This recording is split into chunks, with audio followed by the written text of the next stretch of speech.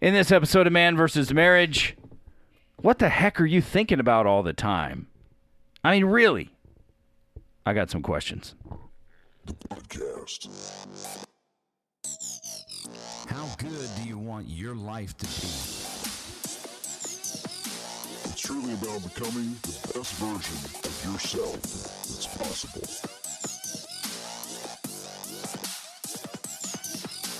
This is Man vs. Marriage. The podcast. Welcome back to another episode of Man vs. Marriage. It is I, the cute dog, in the Moran family studio with my lovely wife, Jenny Moran. Hi, baby. Hey, love. What's happening? Hey, listen, today we are going to be asking you a question because it's one that has occurred to me, a lesson that Coach Rita has taught us in the past. And this is kind of like my own iteration of that. And what is the question, you say? I know it may seem odd, but just looking at it is, do we focus too often on what's wrong in our marriage and not enough on what's right about our marriage and our relationship? And that's a very, very, very interesting question from my perspective. Why do I say that? Because those of us, like if you listen to this podcast, chances are you are like a self-development type individual. You want to get better. You want to improve. Matter of fact, I espouse those particular views and live that philosophy, to get better, to improve yourself. One of the problems that can present itself if you don't just maintain a certain level of context in your life is simply this, is that if you are consistently focusing on areas to improve yourself and your relationship, it means that you're focused on the things you're not happy about. But how much time do you spend on things you are happy about?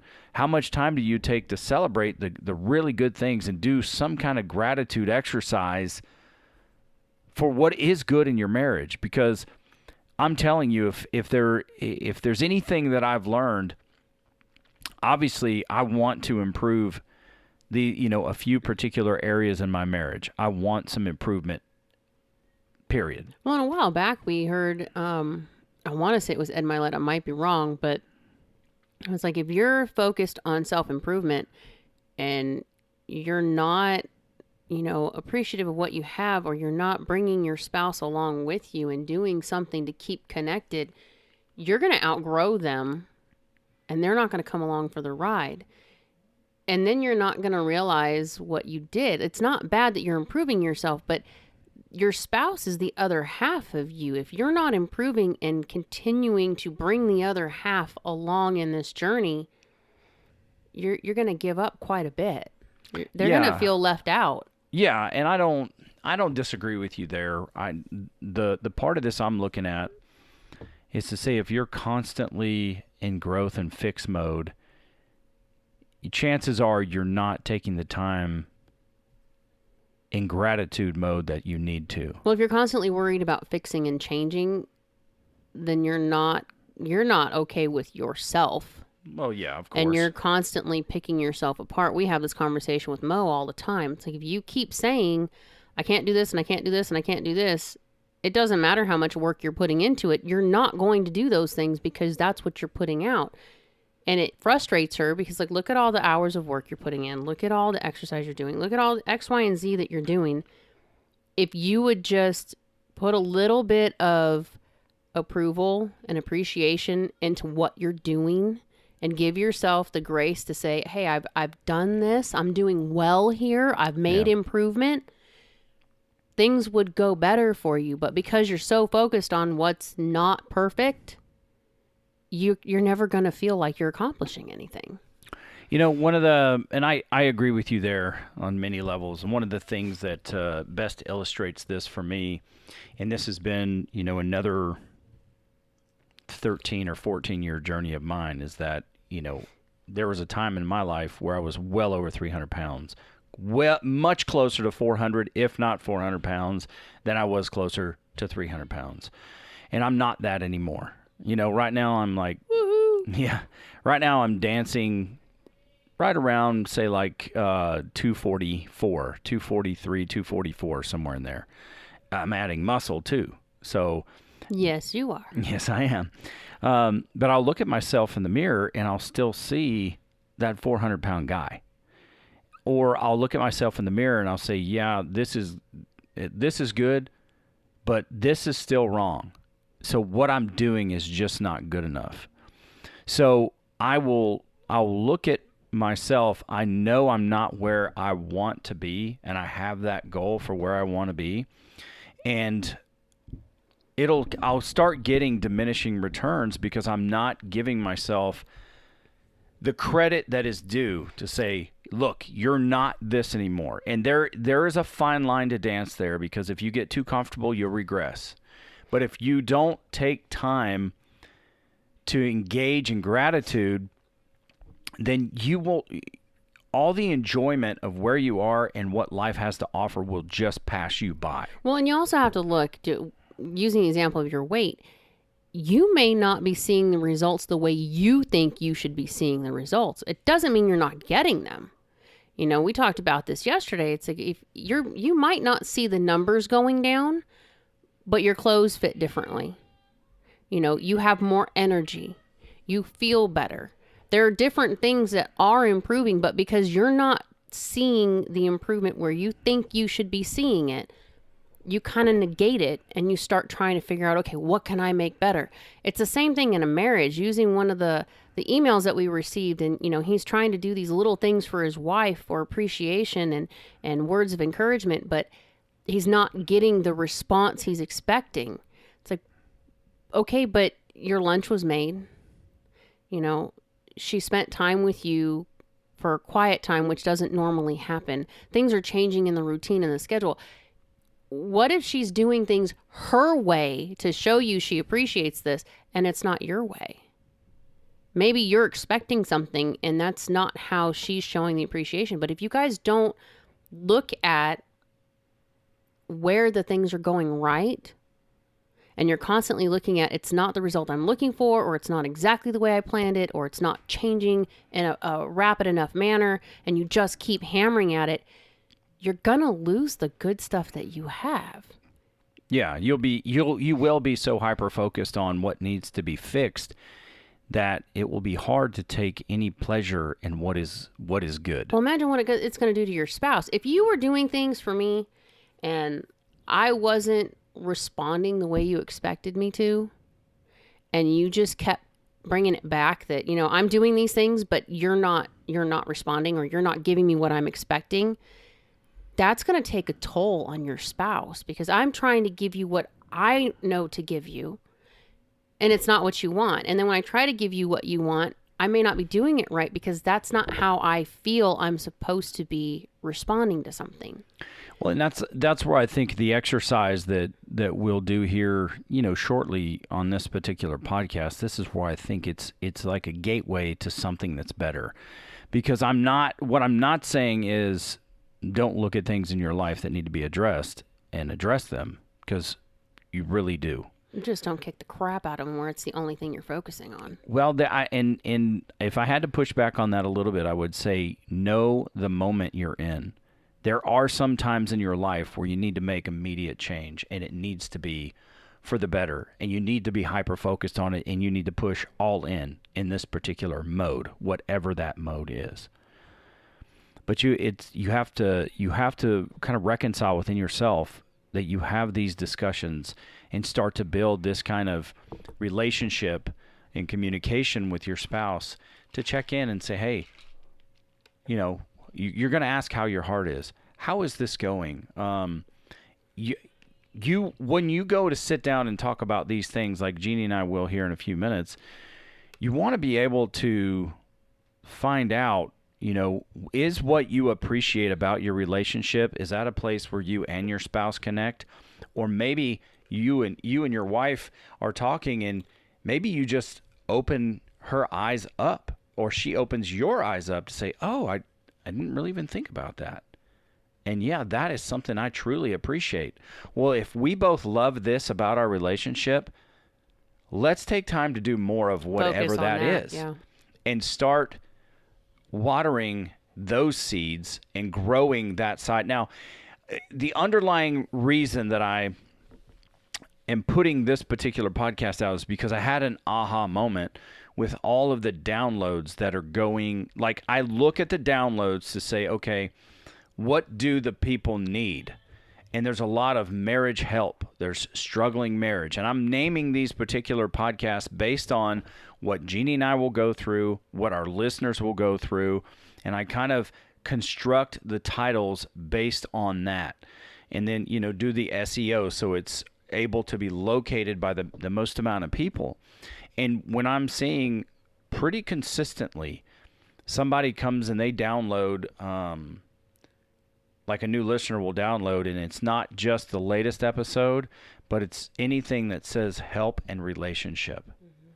So I look at that and I go, okay, so the audience is they're getting what they're coming here looking for. Help my marriage. I have a struggling marriage. Is it communication? Is it sex? Is it being able to authentically listen? Are we learning how to argue with each other without taking it personal? Are we learning how to say what needs to be said without being insulting and disrespectful, and on and on and on? But at what point did I put something out and say, but what's good about your relationship? What's good about your marriage? What are the things that you like? And if you've been in this mode for so long where you're just, if we could just do X, Y, or if we were just this, when this happens, things are going to be so much better, then you're not taking the time to give you and your relationship and your spouse the credit for the good things that you've built. And I don't want you to take those things and just say, okay, well, this is good enough, and then leave out the other things where you're challenging yourself to become better. But I do want you to spend some time celebrating that. Because being married is not easy. We know this. Life in general is just not easy. And I for one have really just gotten, like, with my weight, even with mine and Jeannie's sex life, or let's talk about, an argument that we had recently. I'm looking at these things and going, okay, we do need an ample amount of focus on giving you strategy on how to communicate and how to improve your marriage. But we also need to do a couple of exercises that shows us what is good about your relationship. Take some time to focus on that. Even these professional athletes, there's spring training. Mm-hmm. There's, summer. If we're talking football, you're going to have practice. You're going to have summer practice.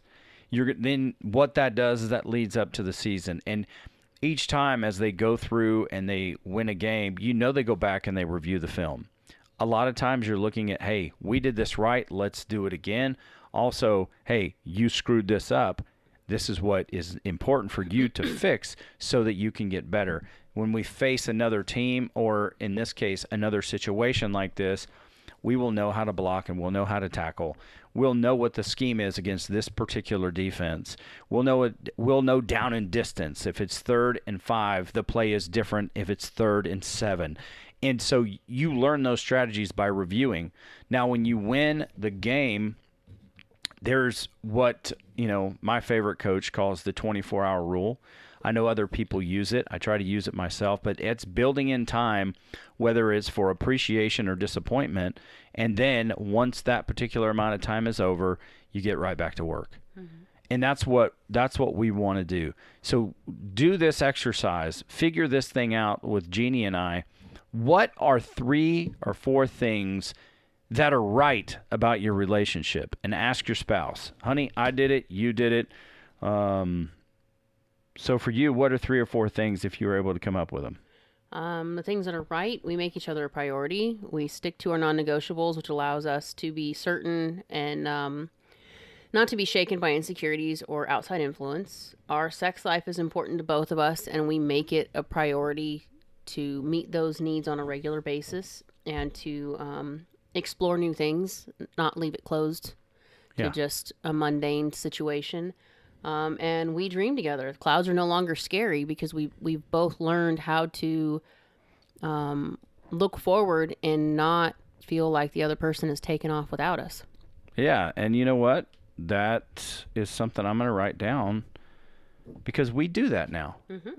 That's not in mine. I'll give you what mine are, but we do dream together. We do say, hey, I'm going to the clouds. Come with me. Yeah, let's go together. I just did that yesterday or this morning. We were talking about a possibility on a dog, and I was like, I know I'm going to the clouds. I already know this because this is not on the menu right now, but this is what I found out, and I'm kind of excited about it. And it's enough for him to go with me and ask questions and get happy about it and then say, okay, we went there. We both know it's something that we're thinking about. It's something we're considering. Now's not the time. But thanks for the ride. It was a great place to go. Yeah, I said, hey, I want to go to the clouds with you. Let's go. Let's go check it out. So in my I got 4. I put communication, consideration, dedication, sex. And I think, especially those first 3 speak to a lot of the things that you believe are right about our relationship as well. Communication, it's right. Now, do we still have times where we're idiots? Yeah. Uh-huh. Has it happened recently? Uh-huh. Yeah. But overall, now we can work through it, and we have the tools that are necessary. Whether we choose to use them or not is another question. But our communication... We have moments we forget. Our communication is right, and I love it. I love how much better it is. The consideration for each other. That I can't speak enough about how appreciative I am for how much you do consider me in whatever it is. And you consider me in those areas where it makes me, the things that make me feel important, like I am a priority, just like you said. Whether it's dinner, whether it's laundry, whether it's gifts, whether it's just to take care of me, say physically or emotionally, you take the time to consider those things because they make me feel like I'm loved and adored. And that is a big deal. And I work hard to do the same for you. Are there areas where we can both get better? Of course, I'm sure there are. But as far as where we sit now, these are the things that are right. These are the things where it's like, well, I need you, or I would really appreciate if this could happen. I would say well over the 90% mark, those things are happening for both of us because we do have that consideration for one another. Yeah, and you don't get the, oh, God, yeah, okay, I can do that for you. Where it used to be that in the beginning of our marriage, it's like, oh my gosh, if you asked me for one more thing, yeah, or if I had to ask for something, it was just like, could we just consider the other person and not, and that was a lot of the argument. There was a lot of hurt and resentment between the two of us because of those things, because like, I just asked you to wash my clothes. And I would push it off because I had all these other things going on, and then be like 11 o'clock at night. Okay, well, I'm not coming to bed. I'm doing your laundry. And then it was, now I'm not considering, our time and things like that. But now we're kind of on a pattern where we know these things are important. So when it comes up and it's like, hey, I know this is last minute and I really hate to do this to you. Do you mind doing this for me? It's not such a hardship because it's something that I know is important to you. Yeah, and one of the easiest illustrations, which me considering you, is just the use of the word speed bump to help you through situations. And not taking the mindset of, you're a big girl, freaking figure it out. No, it's like, hey, I want to consider how you are going to feel and how you're going to react, and try to help you prepare for whatever this information is as quickly as possible. Lots of those lately, but it helps though, because even now, once you get to where you can use buzzwords and things like that, and you start to make it a habit, the speed bumps aren't hitting me as hard as they used to, because now I know I have a way to slow down and say, okay, I can look at it now. What are we dealing with? There are a couple that come out of left field, and it's like, no, dude, that's not a speed bump. That's a crater. We need to back up. And yeah, but it means a lot to me that you put that effort in, so that I don't lose my crap during the day, because it's hard for me when you're dealing with, When you're a mom and you're dealing with all the kids, and right now, autism is off the charts, crazy, just too much going on. And to have something thrown at you from left field, how I respond to something is going to determine the emotion and the atmosphere at home immediately. Yeah. If I'm anxious, if I'm pissed off, if something hits me the wrong way, it affects everybody in the household immediately. Because if you come at me, with something and it throws me off, and then someone comes in and says, hey, Mom, I can't switch fast enough to not snap at somebody. And it's one of those things that I'm working on, but I know that's a limitation for me. I know that that's an area that I struggle. So having that couple of minutes to say, hey, we have a speed bump. Let me know when you're ready. We need to talk about this. I can pull myself away from the kids or put myself in a position where if it's something that you really think I'm going to have a reaction to, I'm removing them from the equation so that they don't get a backlash that's not meant to be theirs. Right. And it's made all the difference in the world. And, then just looking at the next one, which is dedication, I never knew that we could truly be so dedicated to each other. That's where our non-negotiables come into play. Non-negotiables are an absolute in our marriage. These are things that we have determined. These are boundaries that we have set. These are rules that we have set for each other. This is permissions that we've given to each other. And these are things that we do not bend on, no matter what the circumstance. Now, we do have moments where a non-negotiable might come up and it's like, okay, we need to discuss this and we need to look at whether or not this non-negotiable can remain non-negotiable, or do we need to bend? But we don't it's not like where one of us will just come in and say, you know what, I'm changing the rules. That's not how this works. But it also keeps us from, there's one example I can use, and it's kind of just basic, but we don't allow other people into our marriage. We don't allow other people into our bedroom. Quincy has a very hard line he does not cross when it comes to like sex in movies or porn or things of that nature. So when you're gone for long periods of time, I never have that thought of, is he out messing around? Is it possible that he's not really working that many days? And those thoughts have never crossed my mind because I know what your boundaries and your rules are. And I know you well enough to know these are solid in your life. These are things that do not bend for any reason. Yeah. And so it makes it where I don't have to battle that internal argument. Whereas in the beginning of our marriage, I didn't really know. Yeah. When you started slimming down and your brother and everybody was coming over and people want to go out and do things and it's guy time, I was like, oh no, I'm not okay with this, because you were very confident. You were looking really good. You had all kinds of things going on. And I wasn't, because of the situation we were in. I felt like I was at my worst at that point. And it's like, dude, he's going to go out and find somebody else who's got way less baggage going on. And it was really hard for me to let you just go and be you and have fun with your friends. Now, when you tell me you're going out and going to have dinner or a couple of drinks with the guys, it's like, yeah, okay, go. I never feel that insecurity anymore. But that's something that we've really, really worked hard to say, these are things that do not bend. Yeah. And we're both very, very strong and determined with how we see each other, making sure the other person stays on point with who they are. We don't let other people or situations come in and convince us, when something goes wrong. And I'll use work as an example. There was a lot of chaos going on at one point, and it was just like you were constantly, what am I doing wrong? Well, I'm the common denominator here. All these different things are happening. And it's like, no. You cannot be responsible for other people's decisions. You can be the party in the middle, and you're surrounded by these things, but you are not responsible for those things. And as much as people were dumping on you, it's like, no, this is not you. And I can build you up and remind you of certain things. Sometimes you have to do the same thing for me when it comes to my writing and I start falling apart. It's like, what are you doing? Yeah. This is where the story was. This is where we started. Go back to the basics. We keep each other from falling off the rails and focusing too much on what can I fix, and remind each other, no, that this is what's good. Mm-hmm. This is the core. Don't screw this up. Make your improvements, but don't screw this up. This is important. And I think we've just learned over the years that that's our job. We signed the agreement.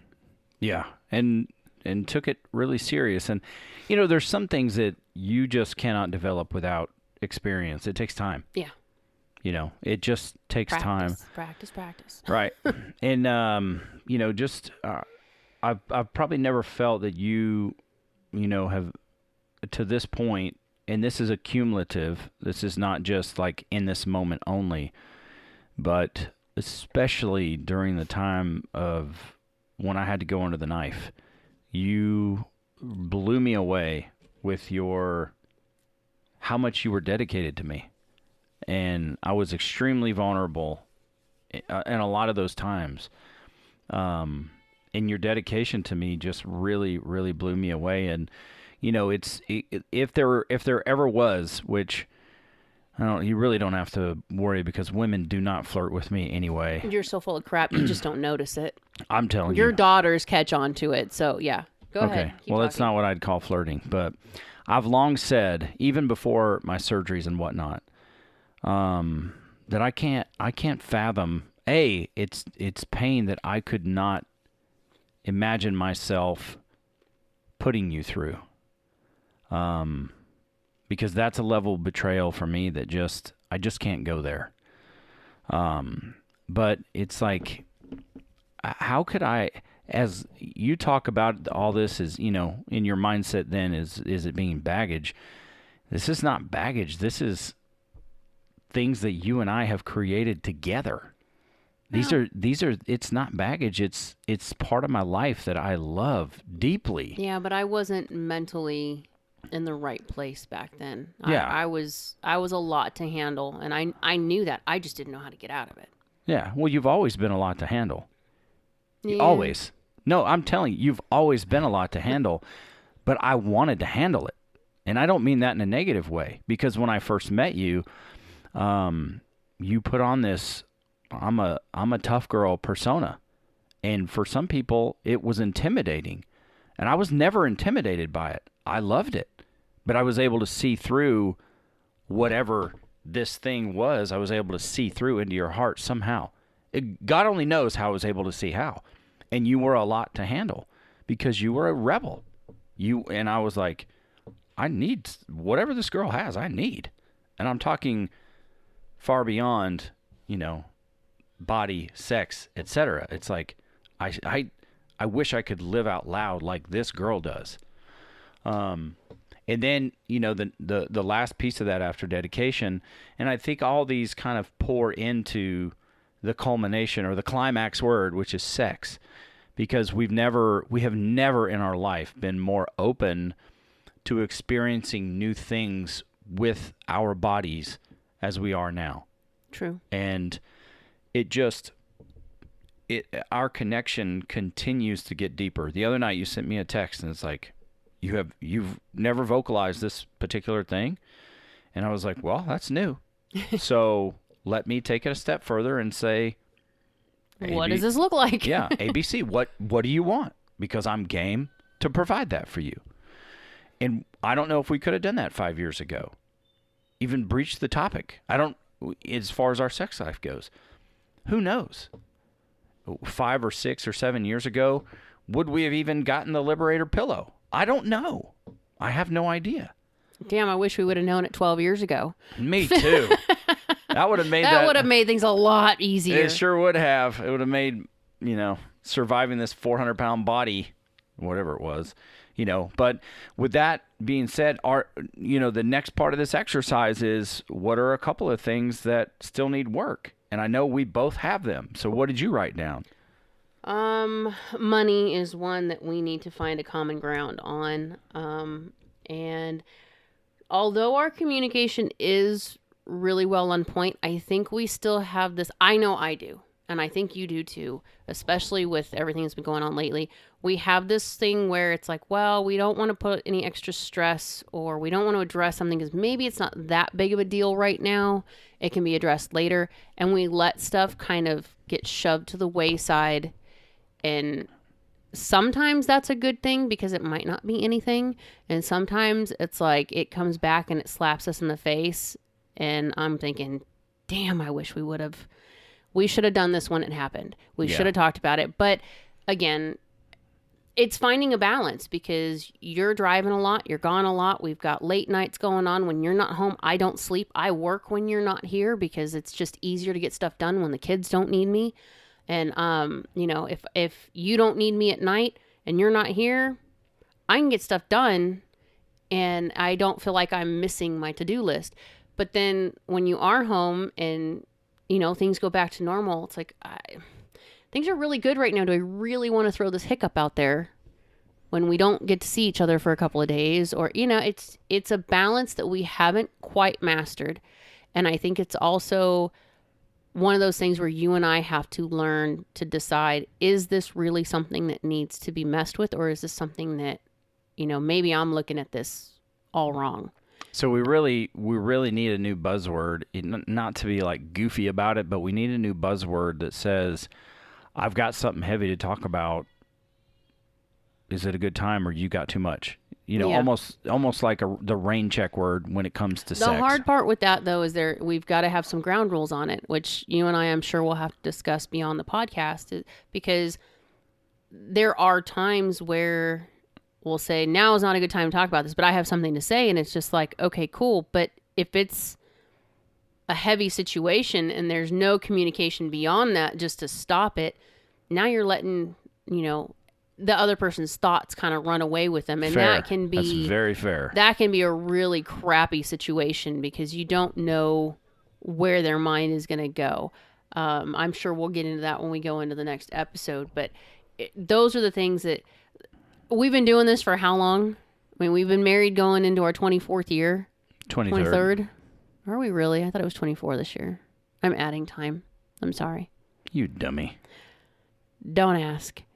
But then we're also, we've been podcasting for a while. We've been coaching for a while. We've been learning for a while. And every now and then these things pop up and we go, ooh, okay, we need a new rule. Something needs to bend here because it's not necessarily an old situation so much as maybe we just didn't look at it that way before. And now that we've grown past these other big hiccups, now we've got these little ones and it's like, okay, we need something there just so that it doesn't become a big hiccup later. Because it's like maybe in the past these things would happen, we wouldn't talk about them, we would just take them and put them in the resentment pile, just like adding fuel to the fire. Whereas now we're beginning to address these things. One of the biggest, it was the first on my list, money. Yeah. That is...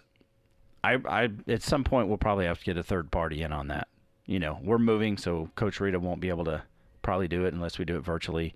If she's even doing that right now, she has a beautiful life with grandkids and family. I think it's something we can figure out together. It's just we need to take the time to do it. And then the second thing I'm saying is just locating you, and that probably kind of dances into what you're talking about. When it comes to talking about a situation, I'd put down here, just knowing what your wants are and how I can help, like, in the moment without going into, here's a dumb example, but something that's reality. When we have sex, let's say you have 2 or 3 orgasms to my 1, and I can still leave that moment going, I bet I could have done it better. I bet I could have made it 4. Or maybe number 3 could have been more explosive. And so me being able, I'm taking that long way around and say me locating you is not only just about where are you stress-wise, where are you satisfied-wise, not just sex, but life in general.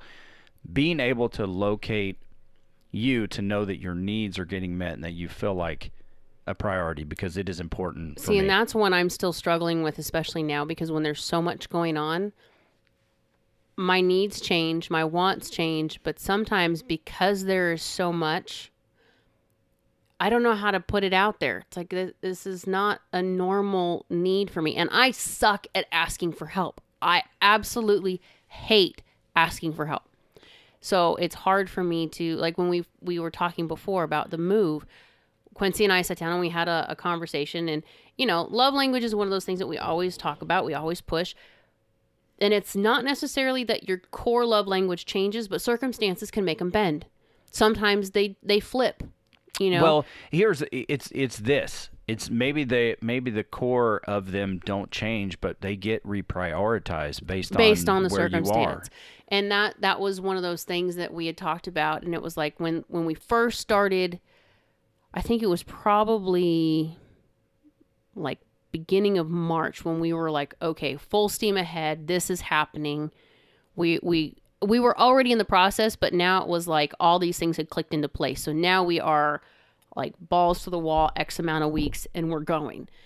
And I had to come out and change how my needs, because quality time and physical touch are always my main priority. No matter what, those two things I feed off of. I need them to feel safe, to feel loved, to feel appreciated, and to stay connected. But with all the different things going on and so many uncertainties in our situation, I had to change it up because I needed to be affirmed in what we were doing. I needed the encouragement that I was doing the right thing, and that, you know, you appreciated what I was doing, because I had a lot on my plate and I didn't know if I was doing it right. And so I had to come back and tell Quincy, I think I really need you to check in with me, and I'm going to need some affirmation going through this, because if not, my own mind starts spinning and I start feeling inadequate, or I start feeling like overwhelmed because I have so much to do, and it overtakes me. And if I don't have that check-in, or I don't have that pick-me-up in the middle of all of it, it can take me out really quick. It sucks to say that because I know that about myself, but it's also progress because I used to not admit to it. Yeah. I would just let it bury me, and then when it would come up, it would be like, well, okay, crap, this is what happened. And then we would go back and forth on, why didn't we discuss this when it was happening? Why did we let it get to this point? So I think those are some of the things that I'm still working on. Is my needs are changing, my wants are changing, and it's not good, bad, or indifferent. It's just I don't know where they belong in all that is happening at the moment. So it's you kind of have to have grace for your spouse in this, because when things are going on and things are changing, I mean, just a quick rundown. I've got technical empty nest, even though they're not leaving us. They're graduating high school and they have the ability to go at any time. That scares me. It's a really weird place to be, because they're moving forward. Even though they're not leaving, they're moving forward. And I can't protect them from that. This is them heading off to life. We've got the other two, they're done with school, and now they're all our responsibility. And this is their adult life. What quality is that going to be? What does it look like?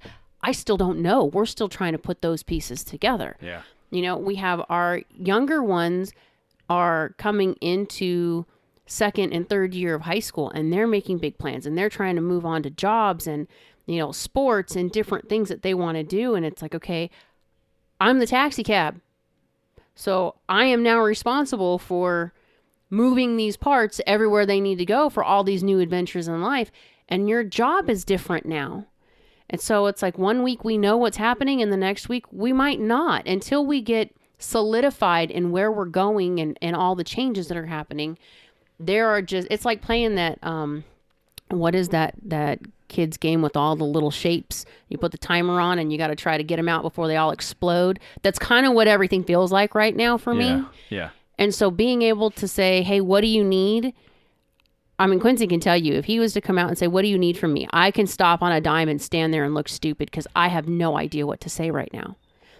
That's one of those things that I think kind of falls in the needs improvement area, because we both have that from time to time where it's like, I don't know how to tell you. Yeah, and that's, I mean, one of the planned episodes here is, you know, what a girl wants. What does a girl need? And, you know, for me too. And it's going to be an open discussion, because I'm not really taking the time to figure out what it is I need, because I don't know. Yeah. And if we're not doing it, I wonder if our audience is doing it.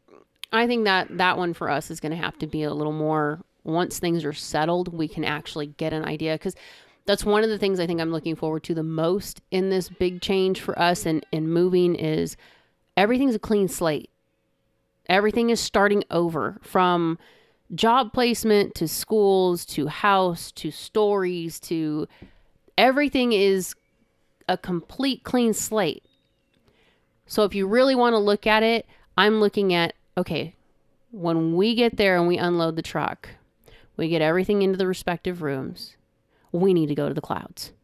We need to figure out what we want this to look like. Yeah. And then we need to start putting the pieces together. I don't know what that is yet. What do we need? I don't know. I don't know what's there. You know, there's a lot that comes with it, but I think that's one of the areas we need a little bit of work on, is being able to vocalize on a regular basis needs and wants. Yeah, I agree. And it has to do with, it really just has to do with that check-in weekly. I mean, we do it when we do the podcast, but we only do that every so many weeks. So we'll need to incorporate that into our lifestyle again, which we stopped at the pandemic and then never picked up again. So very important for us. But that is all the time we have for this particular episode. I hope you learned something. And I want you to listen, you guy, dude, or, you know, you're a wife listening to this, dudette.